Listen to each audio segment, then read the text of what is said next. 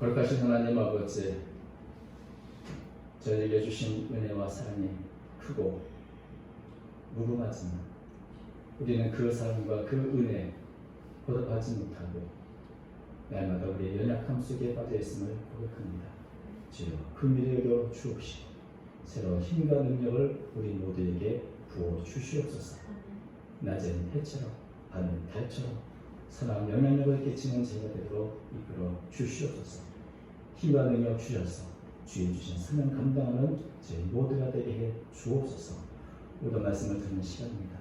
말씀의 거울 앞에 우리 자신을 다시 돌아볼 수 있도록 도와주시고 주의 주신 새로운 힘을 공급받게 해 주옵소서. 우리 예수님의 이름으로 기도하옵나이다. 아멘. 도종환 시인은 흔들리지 않고 피는 꽃이 어디 있어요? 이렇게 노래했습니다. 이 세상 그 어떤 꽃들도 다 흔들리며 피어나요. 우리 사람도 흔들리지 않는 사람은 없습니다. 다 흔들리지만 그래도 중심을 잡고 앞으로 우리 인생의 걸음을 걸어가게 되는 것이죠.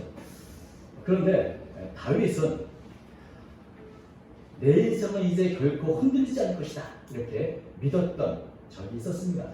오늘 본문 시편 30편 6절에 이렇게 고백하죠. 내가 형통할 때 말하기를 영원히 흔들리지 아니하리라 하였다. 나는 영원히 흔들리지 않을 것이다. 다윗이 언제 이렇게 자신만만한 생각을 했을까요? 형통할 때입니다. 이 다윗이 참 형통한 그런 때가 있었습니다. 사무엘하에 보면 우리 모두가 참 부러워하는 그런 다윗의 형통한 모습이 기록되어 있는데 제가 잠깐 읽어드리면 이렇습니다. 사무엘하 3장 1절 사울의 집과 다윗의 집 사이에 전쟁이 오래매 다윗은 점점 강하여 가고 사울의 집은 점점 약하여 갑니다.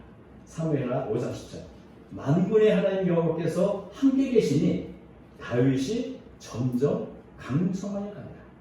사무엘하 8장 14절 다윗이 어디로 가든지 여호와께서 이기게 하셨더라. 이 말씀을 보면 다윗은 점점점 강해졌고 어디를 가든지 형통했고 누구와 싸우든지 승리했습니다. 우리가 다윗을 보면 참 하루아침에 스타가 된 것이 아니고 이스라엘 왕이 되기 전에 수많은 고난과 역경을 겪었습니다. 광야 생활을 통해서 연단을 받으면서 아주 바닥부터 다져진 그런 인물이죠. 그리고 이제 이 힘든 광야의 생활을 끝으로 이제는 이스라엘의 왕이 되어서 영광을 누리고 권세를 누리고 또 부귀를 누리는 그런 삶을 살았습니다. 이것은 정말 하나님의 특별한 은혜 속에서 형통한 삶을 살게 된 것이죠. 다윗은 마치 높은 산과 같이 우뚝 솟아서 사람들의 선망의 대상이 되었습니다. 그리고 이제 광야 시절부터 늘 하나님의 은혜와 하나님의 교제를 갖던 다윗은 이 하나님의 은혜를 충만히 누리면서 말합니다. 나는 이제 흔들리지 않을 것이다. 나는 이제 영원토록 하나님의 주신 축복은 너무나 견고해서 이제 흔들리지 않을 것이다. 이렇게 믿었던 것입니다. 나는 영원히 흔들리지 않는다. 이런 참 믿음 또 이런 마음을 가졌던 이 다윗. 근데 전혀 생각지 못한 일이 그의 인생에서 일어났습니다. 다윗에게서 하나님의 얼굴을 돌리신 겁니다. 6절부터 7절이었습니다. 내가 형통할 때 말하기를 영원히 흔들리지 않으리라 하려도다. 여호와여 주의 은혜로 나를 산같이 굳게 세우셨더니 주의 얼굴을 가리시며 내가 근심하였나이다. 이 구절에 대해서 표준 세 번역은 이렇게 번역을 했습니다. 내가 편히 지낼 때에는 이제는 영원히 흔들리지 않겠지 하였지만 태산보다 더 든든하게 은총으로 나를 지켜주시는 주님께서 나를 외면하시자마자 나는 그만 두려움에 사로잡히고 말았습니다. 흔들리지 않는다. 이제는 안전하다. 이제는 견고하다. 이렇게 자신만만했던 다윗이지만 하나님의 얼굴을 돌리시자 다윗의 삶은 흔들리기 시작했습니다. 사실은 우리의 삶이라는 것이 유리 상자처럼 참 깨지기 쉬운 그런 환경 속에서 우리는 살고 있습니다. 내가 형통하고 내가 승승장구할 때는 그것을 다 잊어버렸지만 하나님께서 얼굴을 돌리시다. 유재성자 같은 자신의 환경을 바라보게 되고 두려움에 빠지게 된 것을 보게 됩니다. 하나님의 얼굴이 무슨 뜻입니까? 그것은 우리 하나님의 백성들에게는 하나님의 얼굴을 비추는 것이 은총이요 구원이요 축복입니다. 그런데 그 얼굴을 숨기신다면 그것은 절망의 시간이 시작되는 것이죠. 하나님께서 얼굴을 돌리신다 혹은 얼굴을 숨기신다, 얼굴을 가린다는 이 표현은 자신의 하나님이 진노하고 계시다는 그런 전형적인 표현입니다. 왜 얼굴을 돌리십니까? 진노하십니다. 이사야서 54장 8절 이렇게 말합니다. 내가 넘치는 진노로 내 얼굴을 네게서 잠시 가렸다. 넘치는 진노가 있을 때 보지 않겠다고 얼굴을 가려보신 순결이 그런 모습을 보게 됩니다. 그래서 하나님의 얼굴이 성벽에 향할 때는 하나님이 지켜보고 계신다는 뜻이고, 그럴 때는 어떤 불행이나 어떤 재난도 탐욕하지 못하지만 거꾸로 하나님의 얼굴을 가리신다, 돌리셨다. 그 말은 무슨 뜻입니까? 이제는 불행이나 재난이 와도 하나님 간섭하지 않는다는 그런 말이죠.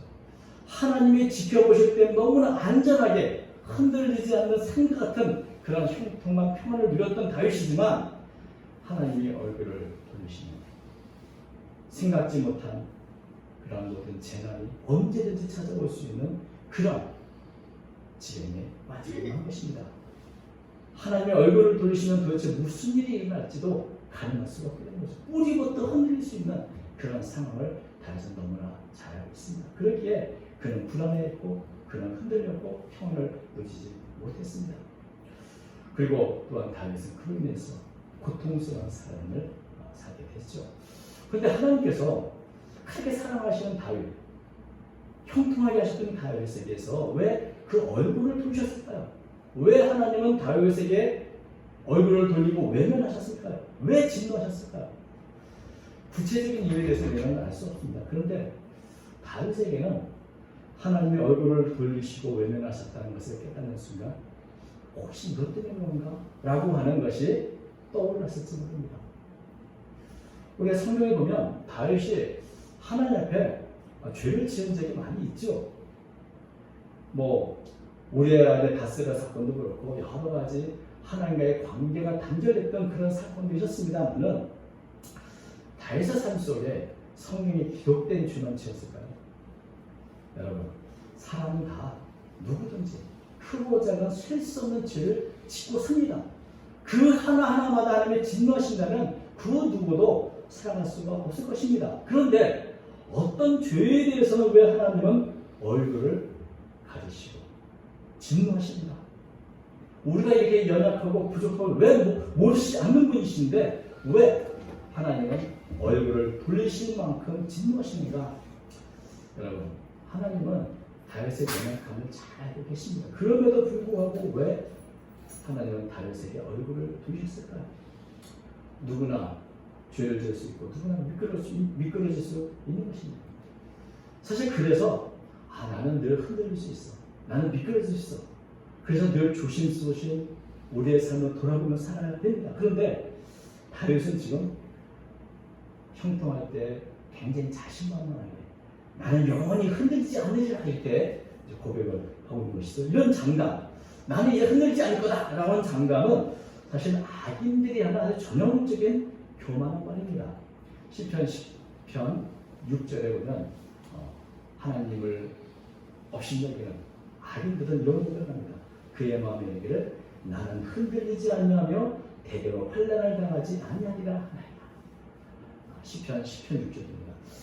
악인은 하나님을 인정하지 않고 자신의 힘, 자신의 능력을 의지해 살아가는 그런 사람들인데 스스로의 힘을 과신하다 하면서 자랑하는 말이 뭡니까? 나는 흔들리지 않을 것이야. 나뿐 아니라 대대로 환난당하지 않을 것이라는 이런 교만과 오만한 마음을 함부로 하게 되는 것입니다. 그런데 이런 말과 다윗이 했던 말, 나는 영원히 흔들리지 않냐, 굉장히 흡사한 말이죠. 그런데 다윗이 이런 말을 처음 한 것은 아닙니다. 시편 16편에 보면 비슷한 고백이 또 있습니다. 시편 16편 8절 내가 여호와를 항상 내 앞에 모시며 그가 나의 오른쪽에 계심으로 내가 흔들리지 아니하리로다. 다윗은 자신이 흔들리지 않는 이유를 분명하게 얘기했습니다. 하나님이 계시기 때문에, 내가 하나님을 섬기고 있기 때문에, 하나님 때문에 나는 흔들리지 않을 것이다, 이런 고백을 했는데, 오늘 읽었던 시편 30편에는 하나님에 대한 고백이 아니라 형통할 때 승승장구하는 자신을 보면서 이런 고백을 하고 있다는 것이죠. 이건 어휘의 문제가 아니고 마음의 태도와 자세의 문제입니다. 다윗이 이런 고백을 할 때 과연 어떤 마음으로 이런 고백을 했는가 하는 것입니다. 다윗은 하나님의 큰 은총을 받았지만 어느 순간 그 은혜가 너무나 당연한 것처럼 느껴졌고, 하나님의 은혜의 귀한 것을 잊어버리고 하나님의 은혜를 기억하지 못하는 그런 사람이 되었어요. 그럴 때 초점은 하나님께 아니라 자기 자신에게로 맞춰지게 되는 것입니다. 내가 열심히 했다, 내가 잘났다, 내가 무언가를 큰 공로를 세웠기 때문에 그래서 나는 이런 영광을 누리는 것이 당연하다, 이런 교만과 오만한 아름과 같은 마음을 가질 수도 있게 된 것입니다. 하나님께서 다윗에게 얼굴을 숨기신 이유는 우리가 다 알고 있는 그런 크고 명백한 죄 때문에 거린 것이 아니라 다윗의 마음속 깊게 숨겨져 있는 하나님의 은혜를 업신여기고 악인과 똑같은 교만과 자만을 가득 찰 때 하나님은 다윗에게서 얼굴을 돌리신 것입니다. 하나님의 은혜보다 자신의 성공, 공로에 초점을 맞추는 순간, 그런 교만이 찾아올 때, 그리고 내가 누린 것이 마치 마땅한 것처럼 여기는 그런 자만이 있을 때, 그 교만과 자만이 하나님과 나 사이에 거리를 되는 것이고 분리를 가져오게 되는 것입니다. 교만이 뭡니까? 교만은 하나님을 잊어버리는 것입니다. 신명기 8장 14절, 내 마음에 교만하여 내 하나님 여호와를 잊어버릴까 이런 교만이 무엇입니까? 교만은 그 마음에 하나님이 없는 것입니다. 시편 4절, 악인은 그의 교만한 얼굴로 말하기를 여호와께서 이를 감찰하지 아니하신다며 그의 모든 사상에 하나님이 없다 하나이다. 그리고 이런 교만한 자를 하나님은 어떻게 하십니까? 야고보서 4장 6절, 하나님이 교만한 자를 물리치시고 겸손한 자에게 은혜를 주신다. 사람이 교만할 때, 오만할 때 하나님은 얼굴을 돌리시는 겁니다. 왜? 교만은 모든 악의 뿌리가 되는, 눈에 보이지 않으나 모든 죄의 근본인 죄가 바로 교만이요 또 오만인 것입니다. 늘 한결같이 우리 곁에 계시는 하나님이시지만 우리의 마음에 교만한 마음, 하나님을 업신여기는 마음을 갖게 된다면 그때부터 우리는 하나님의 손길을 느낄 수 없게 될 것입니다. 돌아보면 다윗은 자만했고 교만했습니다. 형통할 때에 하나님의 은혜를 잊어버렸습니다. 그리고 이제 하나님께서 얼굴을 돌리고 하나님과의 관계가 끊어진 속에서 다윗은 마치 죽음의 문턱을 넘나드는 그런 공경을 겪게 된 것을 보게 됩니다. 오늘 시편 30편을 전부를 잘 읽어보면, 찬찬히 읽어보면 다윗이 어떤 고통을 겪었나 그런 고통을 보여주는 단어들이 이렇게 쭉 있는데, 죽음을 상징하는 그런 단어들이 많습니다. 죽음을 상징하는 스월, 무덤, 그리고 울음, 슬픔, 배로, 이 모든 것들이 다윗이 지금 겪고 있는 그 고통이 그래서 일반적인 것이 아니라 정말 사망의 음침한 골짜기를 걸어가는 같은 그런 고난을 겪게 됐다는 것을 보여줍니다. 우리가 잘 아는 다윗이 지은 시편 23편 4절은 이렇게 기록되어 있습니다. 내가 사망의 음침한 골짜기로 다닐지라도 해를 두려워하지 않을 것은 주께서 나와 함께 하시니라. 주의 지팡이와 막대기가 나를 안위하시나이다. 사망의 음침한 골짜기 간다 할지라도 주님이 나와 함께 하시면 나는 두렵다. 왜? 주님의 지팡이도 있고 주님의 막대기도 있고 그 모든 음침한 골짜기 함께 하시기 때문에 두려워 걷다 갈 수 있다고 고백했지만, 여러분 그 사망의 음침한 골짜기를 주님 없이 혼자 걷는다고 생각해 보십시오. 막대기도 없고 지팡이도 없이 그 사망의 음침한 골짜기에서 얼마나 자신의 무력감을 느끼겠습니다. 나는 정말 아무것도 할 수 있는 존재구나. 내가 지금 형통할 때 내가 다 이룬 것으로 생각했지만 죽음 앞에서 나는 아무것도 할 수 없는 정말 무력한 존재요, 쓸모없는 존재였구나 하는 것을 깊이 깨닫게 될 것입니다. 내가 살아온 것이 내 힘인 줄 알았더니 그것이 다 하나님의 은혜였구나 하는 것을 깊이 깨닫게 되는 것이죠. 그런 면에서 다윗은 이런 죽음의 문턱 속에서 자신의 삶의 가치가 어디에 있었나 하는 것을 다시 한번 생각하게 됩니다. 8절과 9절 여호와여 내가 주께 부르짖고 여호와께 간구하리라. 내가 무덤에 내려갈 때 나의 피가 무슨 일이 있으리. 진토가 되게 주를 찬송하며 주의 지를 선포하리라. 예전에 다윗은 형통할 때 자신의 가치가 마치 산같이 든든하고 크다라고 여겼습니다. 그런데 하나의 관계가 떼지고 정말 사망의 음침한 골짜기를 걸어가는 그런 고난 속에서 살아갈 때 내 생명은 아무것도 아니었구나. 내 생명이 정말 무슨 일이 있는가. 내 가치는 먼지만도 못하구나 하는 것을 깨닫게 된 것입니다. 나의 피가 무슨 유익이 있어? 피는 곧 생명이죠. 내 생명이 정말 어떤 유익이 있는가? 진토, 이 먼지덩이 같은 내가 어떻게 주님을 찬송할 수 있을까? 이런 고민을 하는 것을 보게 됩니다. 여러분, 하나님의 백성의 가치는 형통한 데는 것이 아니라 주님을 찬송하고 주님의 말씀을 전하고 주의 말씀을 지켜가는 데 있는 것입니다. 하나님과의 관계가 깨어진 하나님의 백성이 그 형통한 삶이 무슨 의미가 있고 자신의 삶에서 어떤 가치를 발견할 수 있겠습니까? 죽음 앞에서 나의 삶은 무의미하다. 내 삶은 의미가 없고 가치가 없다는 것을 깨닫게 된 것입니다. 왜 그렇습니까? 하나님께서 하나님의 백성을 지으실 때 왜 지었겠습니까? 이사야서 43장 21절 이 백성은 내가 나를 위하여 지었나니 나를 찬송하게 하려 하느니라. 하나님의 은혜를 찬송하고 감사하고 하나님의 은혜에서 힘있게 주의를 감당하는 그때야말로 하나님의 사랑이 가장 아름다운 때요, 강성한 때요, 가장 가치가 있을 때인 것입니다. 그것을 잊어버리고 하나님의 관계가 깨지고 난 이후라는 그 어디에서도 자신의 가치를 발견할 수가 없게 되는 것입니다. 그래서 가장 중요한 것이 하나님의 관계를 회복하는 것이구나 하는 것을 다윗은 깨닫게 된 것입니다. 다윗은 이제 하나님께 낮아진 마음으로 긍휼과 도우심을 부르짖어 간구합니다. 10절 여호와여 들으시고 내게 은혜를 베푸소서. 여호와여 나를 돕는 자가 되소서 하였나이다. 다윗이 나를 불쌍히 여겨달라, 나를 좀 도와달라고 이렇게 기도를 하는데 이 모습은 내가 형통할 때 난 영원히 흔들리지 않는다. 이런 다윗의 모습과는 전혀 다른 자신만만하고 그만했던 모습은 전혀 찾아볼 수 없는 낮아질대로 낮아진 다윗의 모습을 보게 됩니다.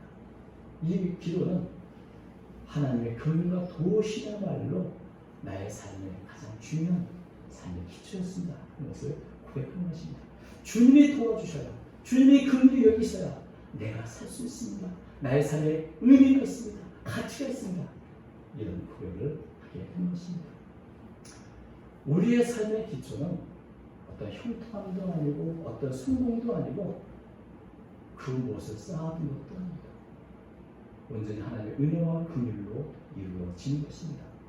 우리의 삶의 하나님은 긍휼하심으로 순간순간 개입하심으로 우리의 삶의 순간순간 연장되어지는 것입니다. 우리의 삶은 어느 한 순간 다 깨어질 수 있는 그런 유리선자도 같습니다. 주님이 막아주셔야 우리의 삶에 연장되는 것입니다. 주님이 함께 하시고 붙들어 주셔야 우리의 삶이 한 걸음 더 앞으로 나갈 수 있는 것입니다. 죽음과 재난들 가까이에서 언제든지 찾아올 수 있는 것이었습니다. 그것을 주님이 긍휼하셨습니다. 주님이 특별한 은혜를 베푸셨습니다. 주님이 도와주셔서 지금까지 우리의 삶이 이어지고 있었던 것입니다.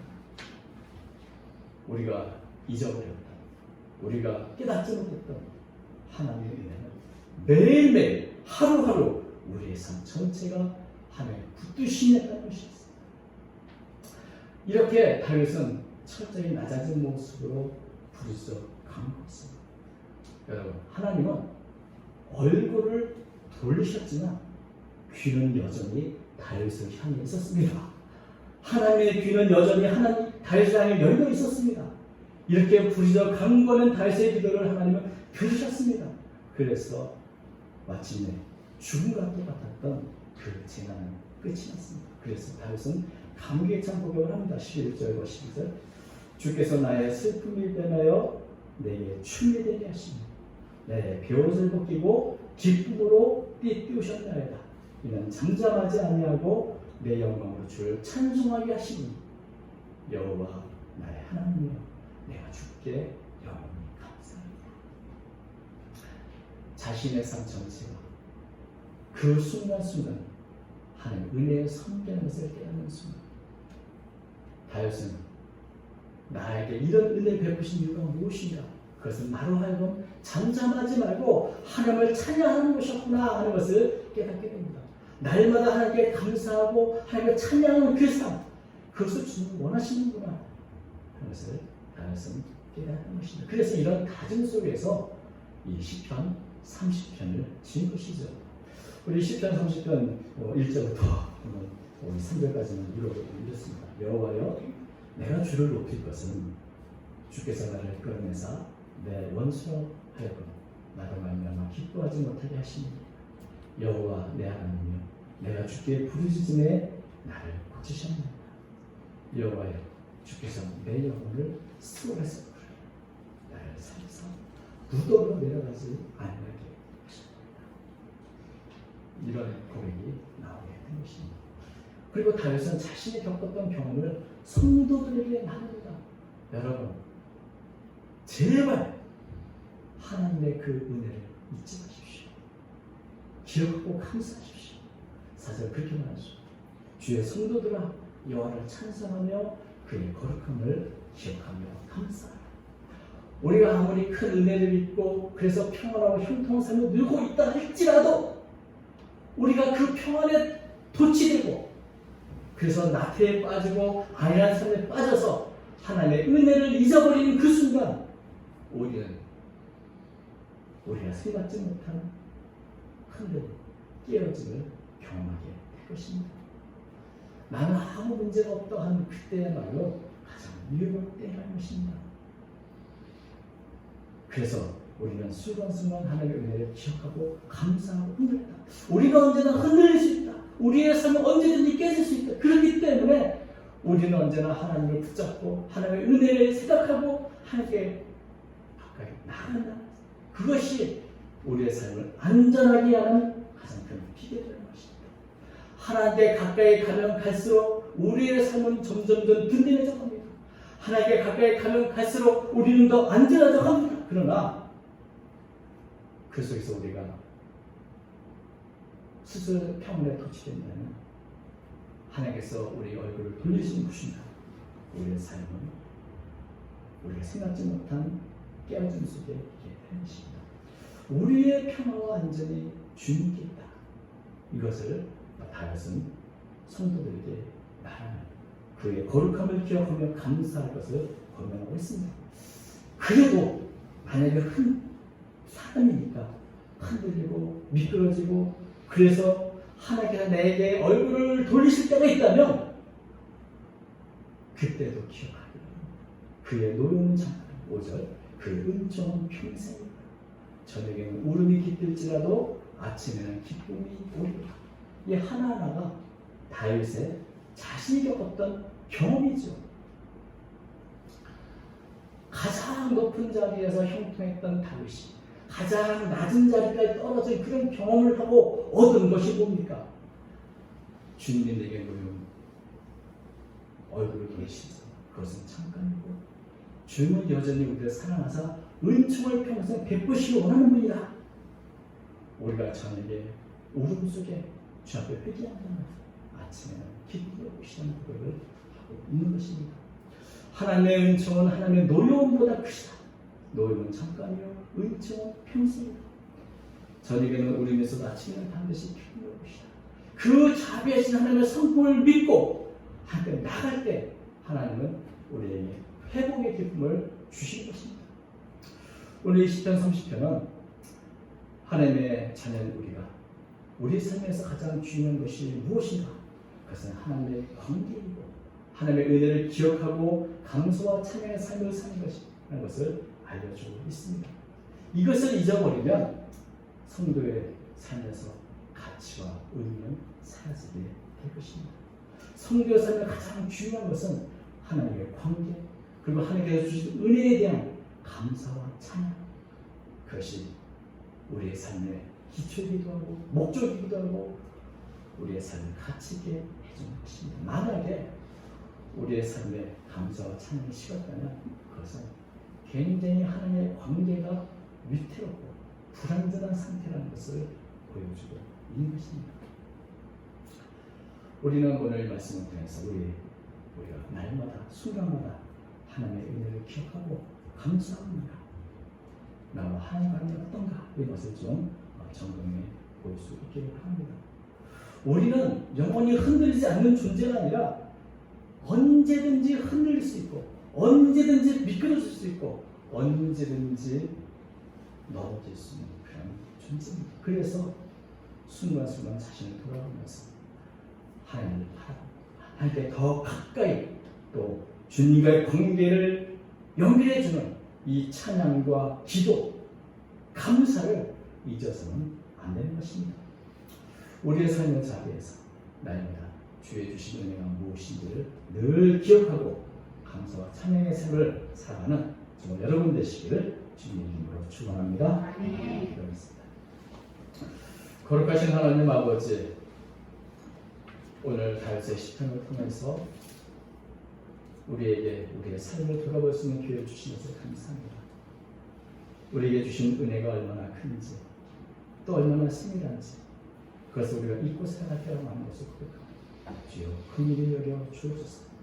순간마다 주의 은혜를 기억하고 순간마다 주의 은혜에 감사하는 제 삶이 되도록 도와주옵소서. 늘 하나님께 더 가까이 나아가는 제 모두가 되도록 도와주옵소서. 그러므로 주님이 나와 함께 하심으로 두려움 없이 나와 함께 하심으로 흔들리지 않고 주께 주신 삶의 길을 걸어가는 제 모두가 되게 해 주시옵소서. 주님께서 함께 해주시면 믿사오며 모든 것을 살아계신 예수님의 이름으로 기도합니다. 아멘.